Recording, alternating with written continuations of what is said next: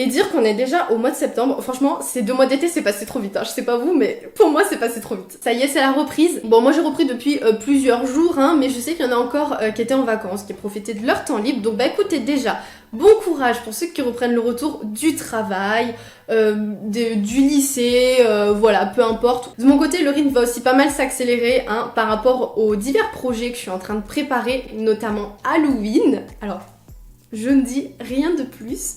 Ça arrivera quand ça arrivera. Alors pour vous, ça va strictement rien changer, on suit le planning habituel. Une vidéo postée tous les samedis sur la chaîne YouTube ainsi que les divers posts Instagram. D'ailleurs, si vous ne me suivez pas encore, je vous invite à le faire, comme ça vous serez avertis de tout. De toutes les dernières choses que je publie. Au sujet de cette vidéo, aujourd'hui, ça m'est venu, on va dire un petit peu par hasard, avec la cadence de travail là que je me suis augmentée et toutes les nombreuses choses que j'ai prévues. J'ai remarqué que j'avais moins de temps de prendre le temps justement pour ce que je dois faire, ce que j'ai envie de faire. Idem pour le maquillage, hein. Alors tout est relatif parce que étant donné que c'est mon travail, je suis quand même un petit peu obligée de prendre un temps minimum pour avoir un résultat optimal. Mais en gros, voilà, faut que ce soit rapide, efficace et si possible réussi du premier coup. Je me dis que je dois pas être la seule dans cette situation et c'est pour ça que j'avais envie de vous partager 5 conseils afin de vous maquiller, de vous préparer plus rapidement le matin, d'être mieux organisé. C'est peut-être des choses que vous connaissez déjà, peut-être pas. Donc si ça vous intéresse, restez et on commence de suite. Mon conseil numéro 1, ça sera vraiment de pratiquer. Pratiquer, pratiquer et encore pratiquer. Vraiment la phrase « c'est en battant le fer qu'on devient forgeron » s'applique totalement à la pratique du make-up. C'est exactement ça, il n'y a pas de secret, on n'est pas en sachant maquiller, ça s'apprend. Bien sûr qu'on peut avoir des prérequis, mais c'est quelque chose qui s'entretient. Et vous allez voir que c'est à force de faire que vous allez aller plus vite, vous allez être plus à l'aise avec vos outils, les pinceaux, les palettes de fard à paupières, avec les matières aussi parce que vous allez les connaître. Si vous vous maquillez personnellement, au bout d'un moment, les traits de votre visage, vous allez les connaître par cœur. Ça ne change pas en théorie. Et pour les personnes qui prennent en charge des clientes, alors oui, les morphologies de visage changent, mais vous allez voir au bout d'un moment, c'est souvent les mêmes choses qui reviennent. Et c'est comme ça justement, en ayant vu plusieurs traits de visage, en ayant réussi à s'adapter selon les personnes, que vous allez vous améliorer et nécessairement vous serez plus à l'aise. Quelque chose que j'aime bien faire et qui est très utile quand j'ai vraiment besoin d'être au maximum de mon efficacité et de ma rapidité, c'est de me chronométrer. Alors vous pouvez le faire à titre personnel si vous avez envie de vous mettre au défi, voilà, sans enjeu réel, mais je le conseille principalement pour les maquilleurs qui auraient des shootings photos à venir ou voilà, des événements très importants. Vous prenez votre chrono, vous réalisez votre make-up, alors ça peut être soit sur vous, soit sur un modèle, hein, c'est au choix, et vous voyez si vous êtes dans les temps. Si c'est pas le cas, il faudra éventuellement essayer de maquiller plus vite, donc pratiquer plus, et voir aussi ce qui a pu pêcher. Peut-être la manière de ranger le make-up, peut-être les produits, voilà, ça c'est vraiment à vous de déterminer. Le deuxième conseil que je pourrais vous donner, que j'applique moi-même quand je vous tourne mes vidéos maquillage, ça va être de préparer vos produits à l'avance. Vous faites votre petite sélection en vue du maquillage que vous allez réaliser. Que ce soit complexe ou simple, hein, peu importe. Ça peut paraître quelque chose d'insignifiant, mais je peux vous assurer que vous allez gagner du temps le matin, tout simplement parce que vous ne cherchez pas ce que vous avez besoin. Tout est déjà devant vous. C'est quelques minutes de gagner, mais c'est déjà ça. Aussi, si vous avez Pinterest, vous pouvez très bien vous enregistrer des petites inspi photo make-up. Voilà, alors ça peut être autant du très simple comme du un petit peu plus élaboré. Moi, c'est quelque chose que je fais. Voilà, de savoir aussi sur quel type de make-up on part, pareil, on gagne du temps. En conseil numéro 3, ce que je vous dirais aussi, c'est de maquiller les yeux en premier, avant le teint, même un œil à la fois, puisque souvent quand on commence à se maquiller, on cherche encore un petit peu les couleurs, on n'est pas sûr, on veut tester de nouvelles choses, enfin voilà, on tâtonne un peu. Au moins, le premier sert de test, et comme ça, sur le deuxième, comme on sait déjà ce qu'on a mis, on va beaucoup plus vite. C'est pas parce que vous faites votre teint avant les yeux ou inversement que vous êtes meilleur ou moins bon, ça veut strictement rien dire, c'est juste une manière de faire. Moi je l'utilise très souvent quand j'ai besoin d'aller à l'essentiel, tout simplement parce qu'en fait on se soucie pas s'il y a des chutes qui tombent, si ça salit le teint. On peut y aller franchement, entre guillemets on peut faire le cracra. Il n'y a pas photo quand même, je trouve que c'est vraiment plus simple de venir nettoyer avec un coton imbibé de démaquillant et ensuite de faire son teint, plutôt que l'inverse où il va falloir enlever délicatement pour pas écraser le pigment sur la peau et que ça laisse des marques, corriger localement avec le correcteur, retoucher avec la poudre, etc. Pour peu qu'on ait travaillé des fards de couleurs intenses type bleu, vert, violet et qu'on les enlève mal, alors là c'est mort, ça fait ressortir toutes les imperfections type veines, cernes, donc voilà. Quelque chose à laquelle on pense moins pour gagner du temps quand on se maquille, ça va être tout simplement de réduire le nombre de pinceaux que vous allez utiliser, et ça du coup ça sera mon conseil numéro 4. De procéder ainsi, ça va vous permettre tout simplement d'éviter à avoir à faire ce geste là tout le temps.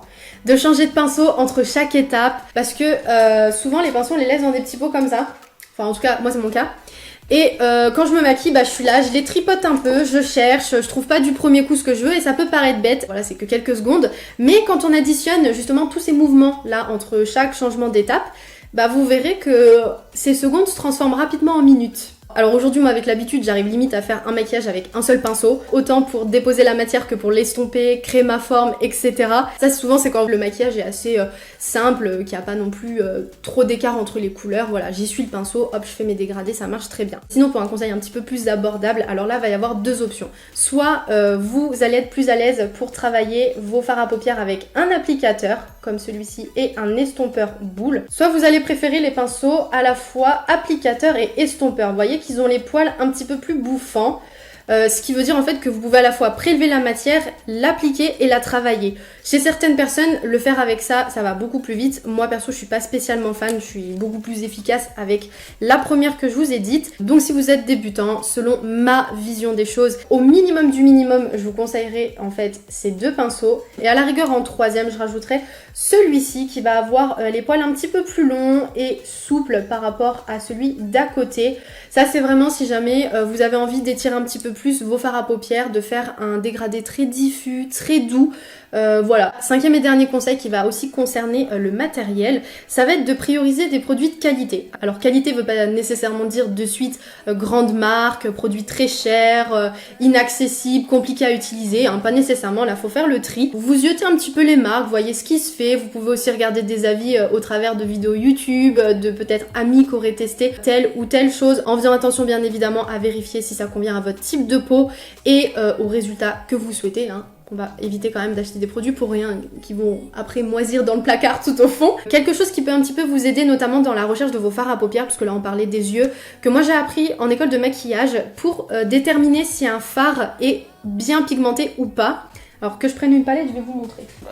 Ça va, elles sont pas très loin. Je vous ai pris la palette de Morphe en 35B, la colorée comme ceci, qui est une palette vraiment que je suraime pour les couleurs. Au pif, donc là, ce rose, il me tente bien. Aujourd'hui, je suis très dans le rose, et je vais l'appliquer sur ma main. Donc pour savoir si le fard est bien pigmenté, c'est pas ici qu'il faut regarder ce qui s'étale. Ça c'est juste de la paillette pour les yeux, pour nous vendre du rêve. Voilà, ça marche très bien quand on le fait en boutique.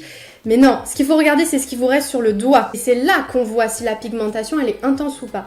Il faut que je puisse refaire plusieurs passages.